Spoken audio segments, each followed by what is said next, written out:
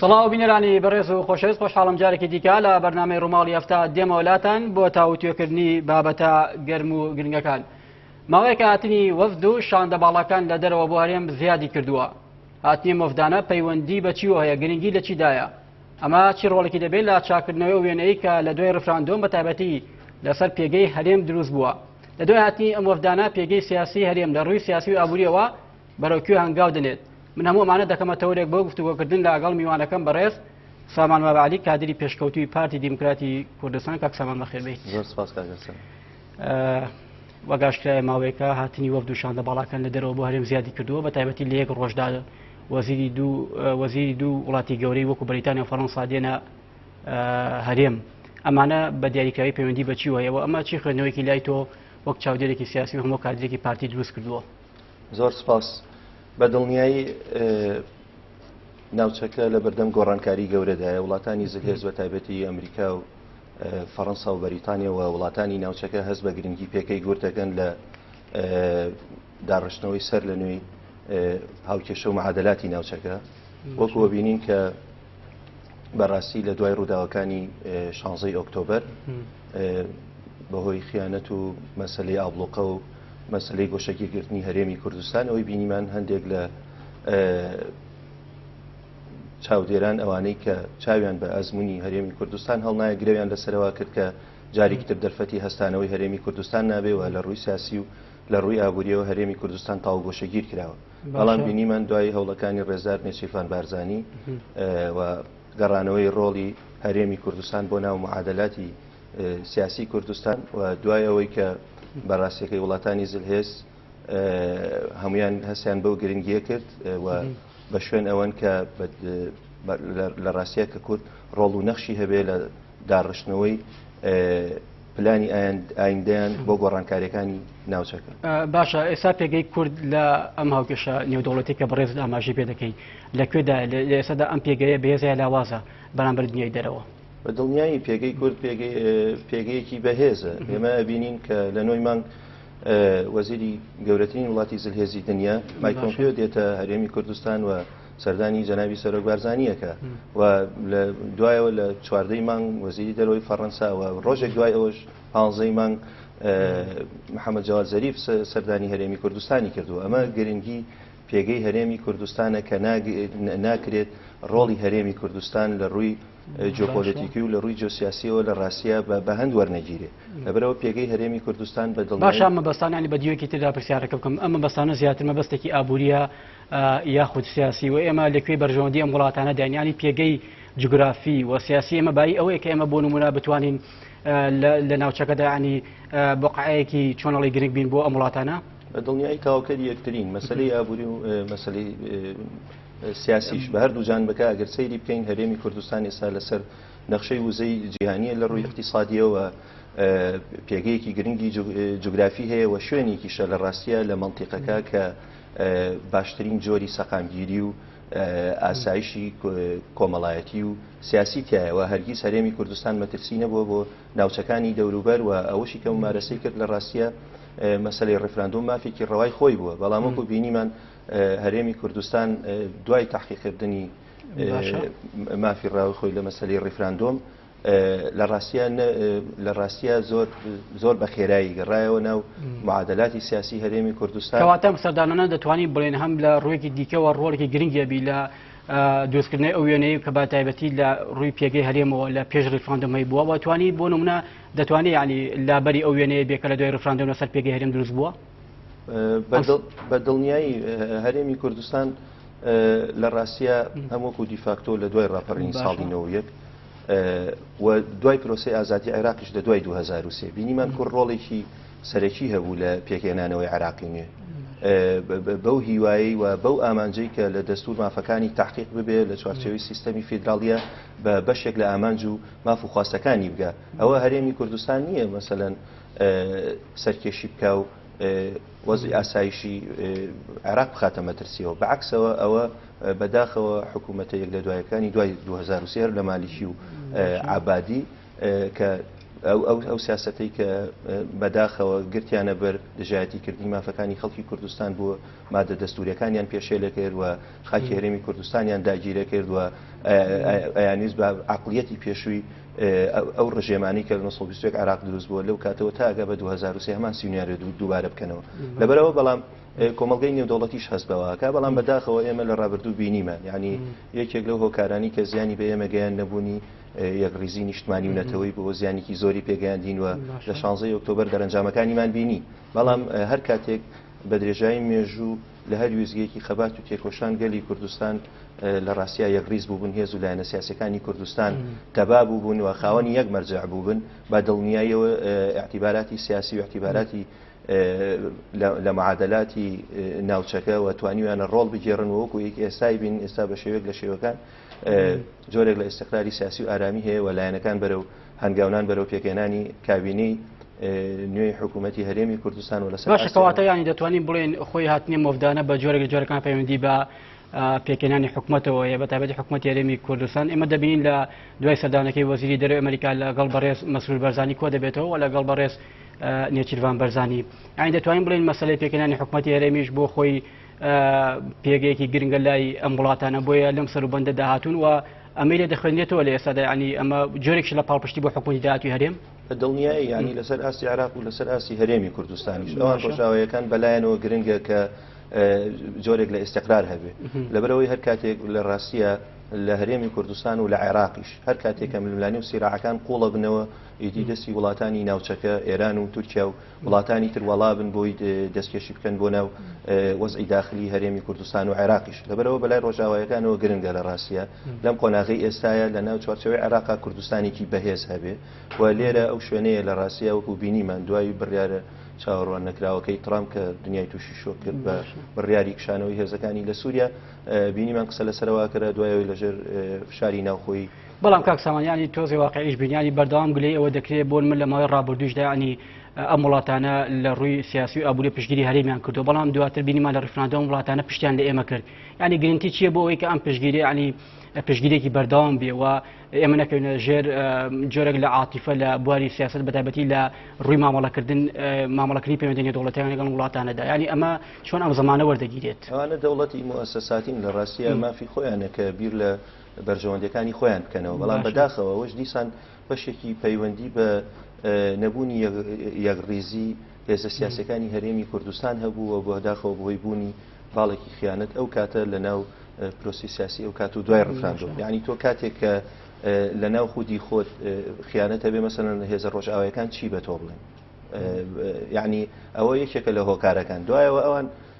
بە حقیقت یعنی ئەوان هەستیان بەوە کردووە کە هەرێمی کوردستان بەڕاستی ڕۆڵێکی کاریگەر و گرنگی هەبوو کاک سەمانیانی بەدیوێکی دێتە ینی بۆ چوونێک پێی وایە کە ئێمە لە ماوەی ڕابردوو دنیایەک پێشگیری نێودەوڵەتیمانە بوو بەتایبەتی لە پێش ڕفراندۆم بەڵام دوای ڕفراندۆم هەموو ئەمانەی عنی پێچاوانە بووە ینی زەمان چییە گرنگی چییە بۆ ئەوەی کە ئەم پێشگیری نێودەوڵەتێکە لە ئێستادا هەیە لەسەر پێگەی هەرێم ینی بەردەردی ڕابردوو نەڕەوەکو دەوترێت لە ڕاستیە بەر شتێک مەوزوعی زەمان بەر لەوەی ئێمە داوای زەمان لە ڕاستیە لە دنیای دەرەوە بکەین پێویستوان بە جۆرێک لە زەمانی ناوخۆی هەیە یعنی دیسان ئەبێ بگەڕێنەوە سەر و خاڵەی کە ئێمە تا چەند یەکڕێزین تا چەند تەباین و تا چەند ئێمە بەڕاستیەکەی هەر کاتێک ئێمە خاوەنی یەک مەرجعی سیاسی و یەک قەراری سیاسی لەسەر ئاسە نەتەوەی و نیشتمانیەکە بین ئەو کاتە ئەوە ئەبێتە مۆتیڤەوەی کە وڵاتانی دەرۆژ باشتر پشگیریمان بکەن مۆزۆی ئەو لە ڕاستیوانی ئەوان پشتیان دوای ئەمە حکومڕانێ بۆ یەکدەنگێنی لەسەر ئەم پرسانە کە پرسێکی نەتەوەیە ینی ئەمە خواستێک نییە بۆ ئەمە یاخودم لایەنە سیاسیانە خۆیان نایەنەوەیە کە بۆ منە کوردێک مەرجعی هەبێک سەکردایەتی سیاسی هەبێت کە ڕوئیا و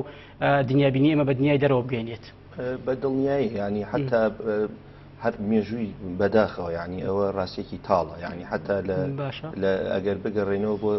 بۆ سەردەمی ئیمپراتۆریەتی مادیش کاتێککە ئێمە خیانەتی هەرپاکە بین لە سەردەمی ئاسیاک و تا ئەگا بەم ڕۆژگاری ئێستا بەداخەوە ینی یەکێک لە خەوش و کێماسیەکانی مێژووی ئێمە مەوزوعی لە ڕاستیە ناتەبایی ناوخۆیی بووە ڕۆژ ئاوایەکان لە ڕاستیە حتا لە مەوزوعی ڕفراندۆمیش پشتیان تێنەکردی ئەوان بوون بە حقیقت حەزی جەویان قسە سەر هێزە هاوبەشەکەی عێراق و ئێران و تورکیاش کە بەی شێوەیەک مافی ئەوان نیفڕۆکە هەڵبستێننەوە ئەوان بوون بەسەر هە دوای ڕێفراندۆم ئەوان بوون تاکیدیان لەسەرەوە کردەوە کە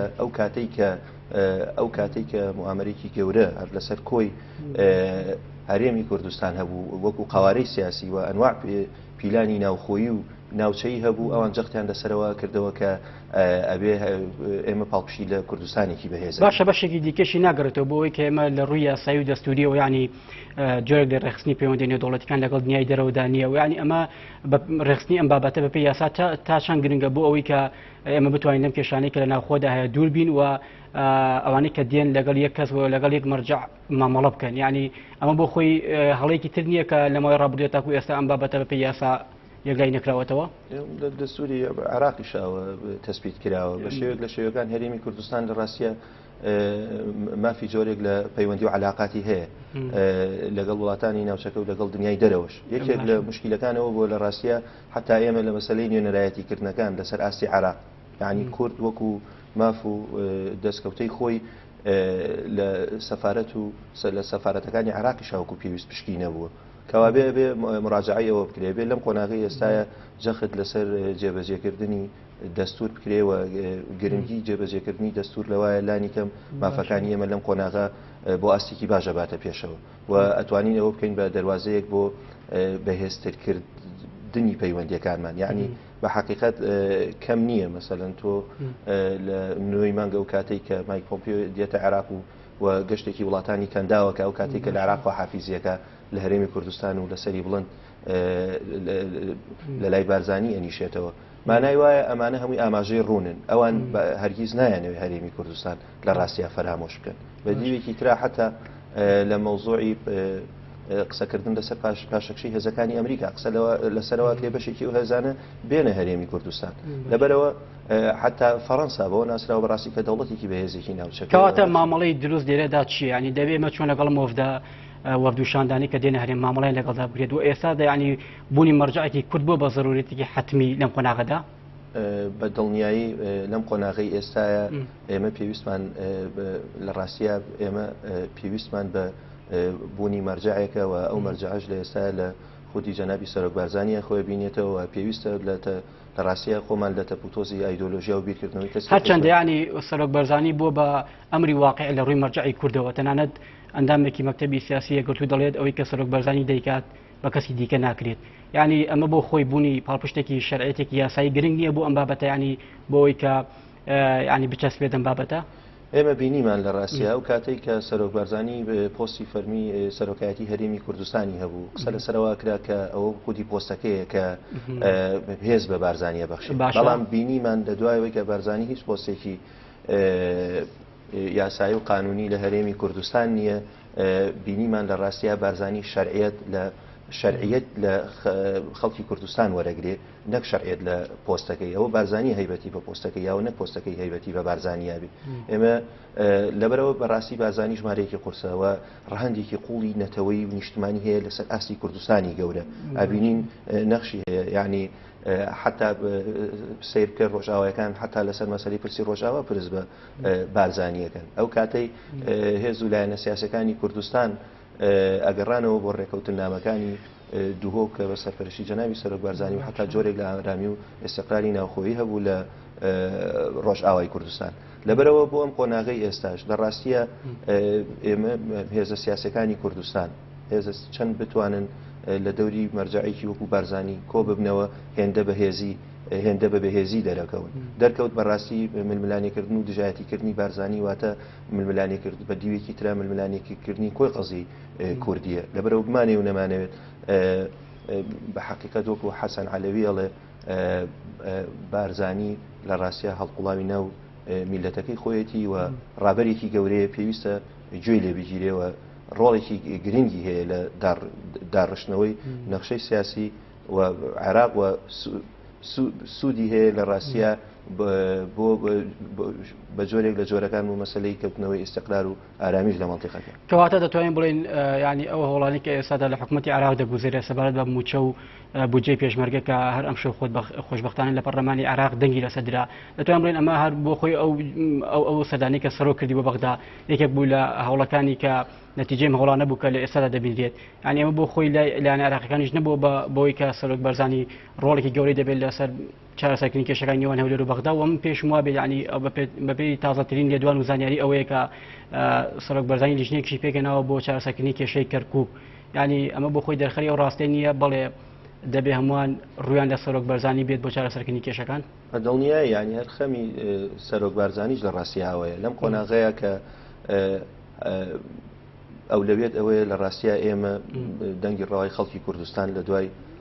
هەڵبژاردنەکانی سینۆ لە ڕاستیا پێویستە پەلە بکرێت لەوەی سەرجەم هێزە سیاسەکانی کوردستان کابینەی نوێی حکوومەتی هەرێمی کوردستان تەشکیل کرێ دواتر هەموو هێزە سیاسەکانی کوردستان بەڕابەتی بارزانی و لەگەڵ حکوومەتی مەرکەز بۆنە مفاوزە و گفتوگوی دوور و درێژ بۆ چارەسەرکردنی کێشە باشە پێکەنانی حکوومەتی هەرێم یعنی چه ڕۆڵێکی دەبێت لە بەهێزکردنی ئەم پێگەی کە ئێستا هەرێمیێت یان هیچ ڕۆڵێکی دەبێت لە ڕۆوە بە دڵنیایی حتا ڕۆژاوایەکان وڵاتانی زیل هێز کە دێنە هەرێمی کوردستان جەخت لەسەرەوەکەنەوە لەبەرەوە لە ڕاستیا تۆ شەرعیەت لە دامەزراوە قانونیەکانەوە وەرەگری کە خەڵک دەنگی پێداوی یعنی ناکرێت مەسەلەن تۆ قسە لەسەر مەسلەی هەڵبژاردن و گەمەی دیموکراسی بکەی بەڵام لەو سەرەوە بیبەستیتەوە بە ململانی و سیراعی ناوخەواتە دەتوانیان هەردووا کەوتنەکەی حکوومەت بۆ خۆی بە جۆرە جۆرەکان کاریگەری دەبێت لە لاوەسکردنی پێگەی هەرێم و دەمەوێت پێم بڵێ ینی ئەگەر حکوومەت لەمە زیاتر دوا بکەوێ کاریگەریەکە چۆن دەبێت لە ڕاستیە ڕنگدانەوەی خراپیە بێ یەکەم ئەو مەسافەی لە نێوان خەڵک و حکوومەتە هەیە زۆرترە بێ بەداخەوە کە لایەنەکانی بەناو ئۆپۆزیسیۆن زۆر خراپ ئیشیان لەسەر ئەو ڕەوتە کردبوو حتا ئەو خەمساردی و ئەو لە ڕاستی ئەو بێتاقەتی خەڵکیش کە نیسبەیەکی کەمتر ئەم جاریان بەشداری لە هەڵبژاردنەکان کرد بەشێکی بەهۆی بەکارهێنانی سەرچاوەکانی میدیا و سیاسەتێکی ناتەندروست بوو کە بەداخەوە هەندێک لەو هێزانە گرتیانە بەروە ئەبێ لە ڕاستیا ئیش لەسەر ئەوە بکرێ ئەو مەسافەی نەبوونی متمانەی نێوان خەڵک و حکوومەت کەم بکرێت ئەمە بەچی دەکرێت هێز و لایەنە سیاسەکانی کوردستان واز لە مەسالیح و بەرژەوەندی تایبەتیەکانی خۆیان بهێنن و لە خەمی ئەوا بن و خەڵکە بەپی حەجمی خۆیان کە دەنگی پیاون کە شەرعیەتی پیاون پەلە بکەن لەوەی کە حکوومەتێکی نیشتمانی پێک بهێنرێت و توانێت نەخش و سیاسەتی هەرێمی کوردستان بکەوە لە سەرپی خۆی بۆستەوە کێشە و معاناتەکانی خەڵک چارەسەر بکە هەر لەسەر مەسلەی بودجە و بژێوی و وەزعی بازار و ئەوەی تاکو ئێستا لە کۆبوونەوەکان گوزەرەوە ینی لە سەربەندی پێکەنانی حکوومەتی هەرێم لە نێوان بزوتنەوەی گۆڕان و یەکێتی نیشتیمانی ئەم لایەنانەی کە ینی ڕوونەکە بەشداری حکوومەت دەکەن ینی ئەم ڕوویایەکی باشە بەنسبەت چارەسەرکردنی پرسەکانی هەرێم و ینی ئەمە دەبینێت لە ئێستادا نیەت پاکی زۆر گرنگە ئێمە تەجربەی ڕابردوومان هەیە لە ڕاستیە لە کابینەی هەشت بەداخەوە ینی خۆ کابینێکی بنکەفراوان بوو بەڵام لەبەرەوەی کە بەشێکی زۆر لە هێزە سیاسەکان کە لە ناو حکوومەتی هەرێمی کوردستانە بوون لە ڕاستیە هاوڕێی نیوەڕێگا بوون کاتێک کە هەرێمی کوردستان کەوتە قەیرانە قوڵەکان و شەڕی داعش و بڕینی بودجە و موچە و قوتی خەڵکی کوردستان لە نایب حکوومەتی مرکز لە بریەوەی پاڵپشتی حکوومەتی هەرێمی کوردستان بکەن خۆ بەخۆ کەوتنە دژایەتیکردنی هەرێمی کوردستان هەتا لە دوای ڕووداوەکانی 16 ئۆکتۆبر ئیشیان لەسەرەوە کرد هەر کە کۆی قواری سیاسی هەرێمی بەڵام ڕگەیانی بەدیوێکی دیکەدا مبەڕیر ئەو هێزولیانە سیاسیان نەژەوە بێکە بۆ نە حکوومەتی هەرێم لەگەڵیاندا شەفاف نەبووەوە وەزیرەکانی ئەوان دەرکراوە یعنی ئەمە دەکرێتە مبەڕیرێک بۆ ئەوەی کە تۆ پەنابەیتە بەر دەوڵەتێکی دیکە بۆ ئەوەی کە سەرۆری هەرێمەکەی خۆت پێشێل بکەیت لە ڕاستی ئەو مبەڕیراتانە هەمووی تەسەورەکەم بە تایبەتی پارتی دیموکراتی کوردستان کە هێزی ژمارەیەک بووە تا بە ئێستاگاوە پشکی دەسەڵاتدارێتی زۆری ئەم وڵاتە لای پارتی لە ڕاستیە هەموو کاتێک وەکو پەرچەکردار و هەنگاوانەی ناوە یعنی لە دۆخێکی ناچاریە کاتێک کە تۆ مەسەلەن فەوزای سیاسی نەیتەوە ئاشتی کۆمەڵایەتی تێگەی ئاسایشی نەتەوە یەخیتە مەترسی و لەو حاڵەتە بێ ینی چی هەنگاوێک بگریتە بەر لە کاتێکە تۆ وەکو بینیمان بەڕاستی دەرکەوت یعنی خەمی پارتی چ خەمێکە کەواتە ئەو هەنگاوی کە پارتی لە مای ڕابردوودا نای کارێکی باش بووە هەڵەبوو لەو ڕۆوە بە دڵنیایی پارتی بۆ پاراستن و هێشتنەوەی قوارەی سیاسی هەرێمی کوردستان لە ڕاستیە بۆ ئەوەی بتوانێت ئەو دۆخە تێپەڕێنێ کە ئەو کات بە گەرمی پارتی لە چەند بەرەیەکەوە ڕوبەڕووبوونەوەی هەبوو هەم شەڕی داعشیە کرد هەم لە ئاستی بەرپرسیارەتی ڕای نەکرد و شانی دایە بەر ئەو هەموو بارگرانی و قورسیەی کە دروست بوو تاکە هێزی سیاسی کوردستان بوو لە ڕاستیە کە بە زمانی حکومدارەتی قسەیە کرد و هەرگیز خۆی نەدزیوەتەوە لە بەرپرسیارەتیەکان بەڵکو دانی پیاناوە دانی بە هەڵەکانیشە ناوە کە حاڵەتێکی طبیعیە نەچوە دووفاقی مەسەن سیاست بکە پێیەکی لەناو ئۆپۆزیسیۆن بێ و پێیەکی لە دەسەڵاتە بێ بەرپرسیارانە مامەڵی کردووە و بۆیە لە ڕاستیە بینین لە ئەو سیاستی دروستی پارتیەوە کە لە سینۆ زۆرترین خەڵکی کوردستان بە جیاواز لە هەر هێزە سیاسەکانی تی کوردستان جاریکتر متمانە بە هێزێکی سیاسی پارتی دیموکراتی کوردستان باتەوە ئەم سیاستەی پارتی لە ئێستادا ینی گۆڕانکاری بەسەردا هاتووە لە مامەڵەکردنەکە لایەنەکان لە جونکە جۆرێک لە ڕوانی سیاسی تازای لەلایەن سەرکردایەتی پارتیۆ بۆ بەشداریکردنی لایەنەکان لە ئێستادا ینی وەکو جاران پارتی نەرمی دەنوێنێت لە بەرامبەر ئەم لایەنانەدا یاخود نەخێر جۆرێک لە گۆڕانکاری بەسەردا هاتووە لە دڵنیای پارتی لە هەموو ویزگەکانی خەباتی خۆی حتا لە هەڵبژاردننی ساڵی 92 لە ڕاستیە پارتی هەمیشە هەروای کردووە خەمی گەورەی پارتی ئەوەیە لە ڕاستیە ئەم ئەزمونەی کە ئێستاکە هەیە زیاتر پەرەی پێ بدرێ زیاتر شەرعیەتی ناوخۆی و نێودەوڵەتی وەربگرێ چونکە ئامانجە گەورەکەی پارتی لە ڕاستیە لەم قۆناغەیە ئەوەی کە هەیە تاوا نابێت بەڵکو ئامانجێکی باڵای پارتی مەسلەی بنیادنانی دەوڵەتی نەتەوایەتی و نیشتمانیە لەبەرەوە پارتی ئاساییە لە دۆخێکی شا مەسەلەن حتا ئەگەر ئەندام ولایەنگرەکانی لێی تووڕەبن ئەگەر قسە لەسەرەوە بکرێ مەسەلەن بۆ پشتی خۆی و ئیستحقاقی انتخابی خۆی ئەدا بەلایەن ئەم جۆرە لە سیاستکردن لەلایەن پارتیەوە سوودیە بۆ پارتیا زیان وەکو لە ڕاستیە ئەگەر سەیری بکەین لە ڕۆ حیزبەکەی بۆ وەزعی ناوخۆی خۆی لەوانەیە زیانی هەبێ بەڵام لەسەر ئاستە نەتەوەی و نیشتمانیەکە و دوورمەودا قازانجی لەکە پارتی چونکە ئەو کاتە خەڵکی کوردستان لە ڕاستیە پێ بە پێڕاستەکانی بۆ ڕوون ئەبێتەوە تێگا لەوەی کە پارتی لە چ بەرەیەکە و چۆن هەنگاوی ناوە چۆن سیاسەتی کردووە لەبەرەوە تەسەورەکەم لە دوورمەودایە پارتی قازانجەکە ئەشێ مەسەرەن لە ئێستاە پارتی نەرمیکی زۆریشی حتا نواندووە دەتوانانی هەر ئەمە ژوا دەکا بۆ نمونە هاتنی شانە باڵەکان ڕاستەخۆ بێنە هەولێر و لەگەڵ سەرۆک بەرزانیدا کۆبێتەوە ینی دەتوانین بڵێن ئەمە جۆرێک جۆرەکانی علی بەرەنجامی ئەم هەوڵانەی پارتی بۆ لە ناوخۆدا بۆیە ئەم وڵاتانە بەم شێوەی مامەڵە لەگەڵ پارتیدا دەکەن دڵنیای یعنی شەرعیەتی انتخابی زۆر گرنگەوەیە دوو ئەوان لە ڕاستیە ئەوان سەیریەوە ناکەن چ کەسایەتیەک چ پۆستێکی سیاسی هەیە بەڵکو ئەوان سەیریەوەکەن ناوەندی بڕیار لە کوێ و قەراری سیاسی لە چیە ینی بەلایەنەوە گرنگ نییە ئێستا کە بارزانی پۆستێکی فەرمی نییە ئەوە بەلایەنەوە گرنگە کە بارزانی خاوەنی قەراری سیاسیە بارزانیە بێ گوێی لێ بگیرێ بارزانیە بێ مشورەتی پێ بکرێت لەبەرەوە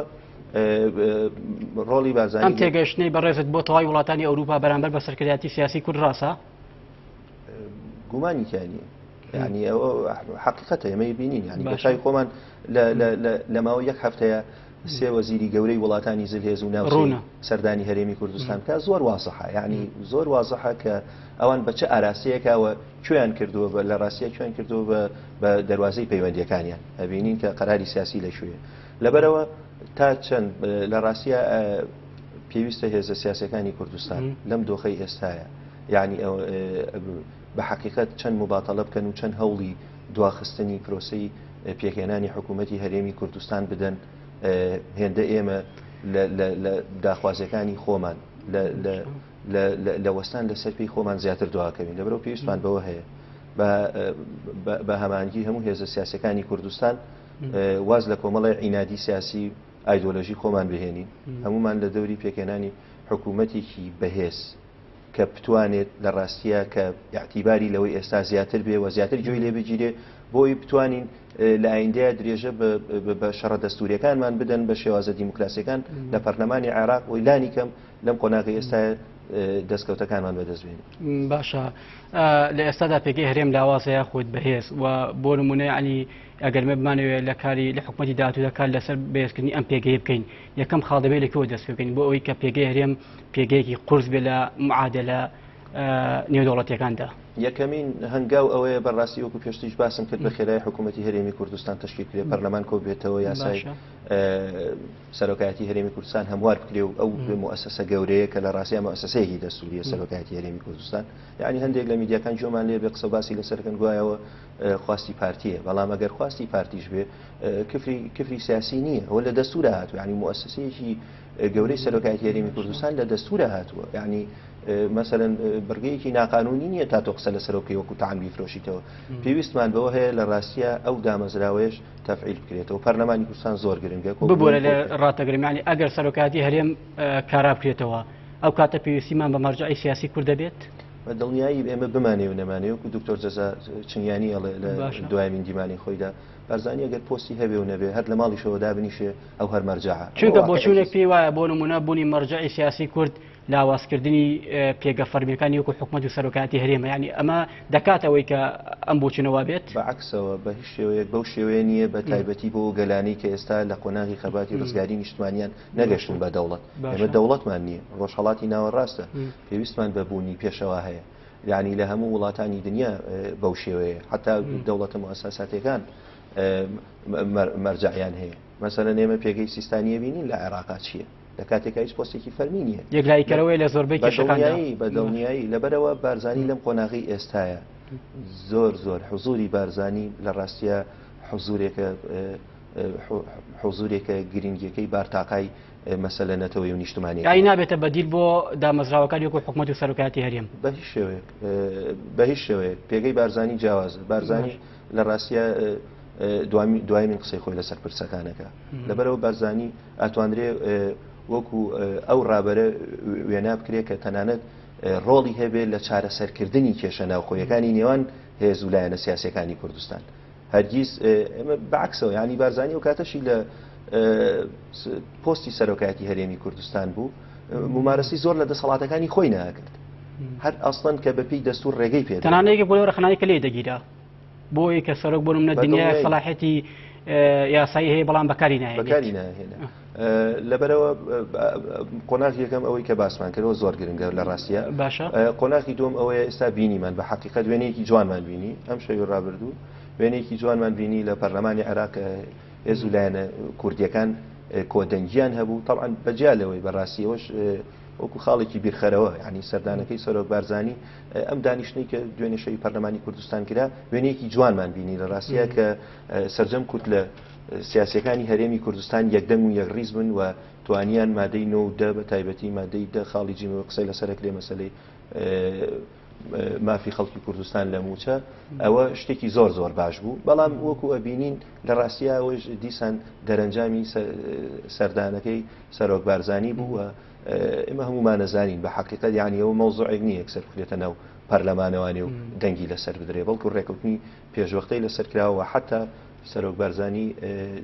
دوێنێ شەو نوێنەرایەتی خۆی جنابی دکتۆر مێت سەباح و کاک مەسعود حەیدەر لەوێ حوزوریان هەبوو بە نوێنەرایەتی سەرۆک بارزانی کە چاودێری دۆخەکەکەن لەبەرەوە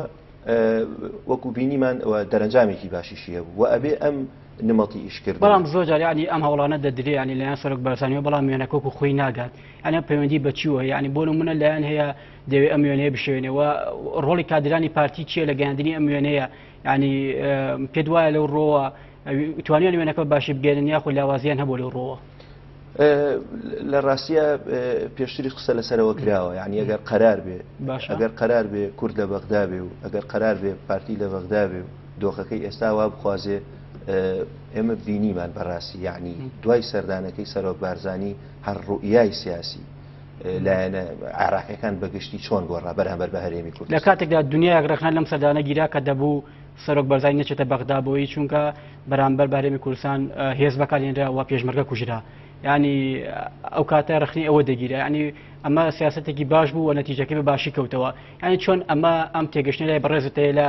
بۆ خەڵکی ڕوون دەکرێتەوە لە بۆرەی خەڵکی ئەم وێنەیەک و خۆی ببینێت خۆی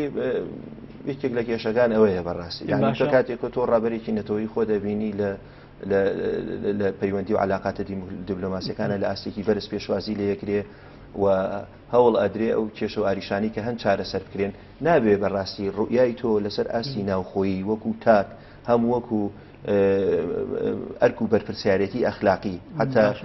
مەسلەی میدیاکانیش ناکرێت لە ڕاستیاوەکو زمانی شەقامی عەرەبی قسە بکەیت ئەوەی کە بینیمان بەعکسەوە یعنی ئەگەر ئەوە ئەبێ عەرەبەکان بەو ئاراستەیە بیر بکەنەوە توندڕەوەکانیان ئەوانەی کە پێیان وایە مەسەلەن کورد مافۆ ئێستحقاقی نییە ئەوان بوون مەسەلەن قسەیان لەسەرەوە کرد بازانی لەبەرەوەی ڕێفراندۆمی حتمما تەوەرەکە زۆر زیاتر هەڵدەگرێت بەڵام دەمەوێت لە یەک دێردا پێم بڵیت کەی هاوڵاتیان یاریێمی کوردستان بەرەنجامی ئەم هەوڵات دیبلۆماسی و سیاسیانەی سەرۆکایەتی سەرکردایەتی کورد دەبینن بە دڵنیای بەش بە حاڵی خۆ من زۆر گەشت بینم تەسەورەکەم لە داهاتوویەکی نزیک و ئەوەی مای خۆشحاڵیە کە لایەنە سیاسەکانی هەرێمی کوردستانیش و نزیک بوونەتەوە لە جۆرێک لە ڕێکەوتن و قرار وایە ئەمانگە یەکەمین کۆبنەوەی پەرلەمانی کوردستانیش کرێەوە حکوومەتێکی بەهێز بنیان بندرێ و حکوومەتی عراقیش لە ڕاستیە دوای تێپەڕاندنی پرۆژەی بودجە و لەسەر پێی خۆی بۆستەوە ئێستحقاقی هەرێمی ئەوەی کە پەیوەندی بە ماف و ئێستحقاقاتی هەرێمی کوردستان هەیە تەسبیت بکرێت و ئەو خەمی خەڵک و مەسلەی قەیران و مەسلەی ئەو کێشە و ئاریشانی کە لە هەرێمی کوردستان هەیە بە دڵنیایی ئەگەر هەرێمی کوردستان بەو شێوەیە تەباو یەک ڕیز بێ لە دەور یەک مەرجع بۆ بێتەوە تێپەڕێ و کۆتایی پێ زۆر سپاس بۆ سامان بابعلی کادری پێشکەوتی پارتی دیموکراتی کوردستان سپاس بۆ ئامادەبوونی دووبارە بەخێوێت زۆر سپاس بینەرانی بەڕێز و خۆشەویست هاتەوەرێکی دیکە و بەرنامەیەکی دیکە شاد و بەختەوەر بن.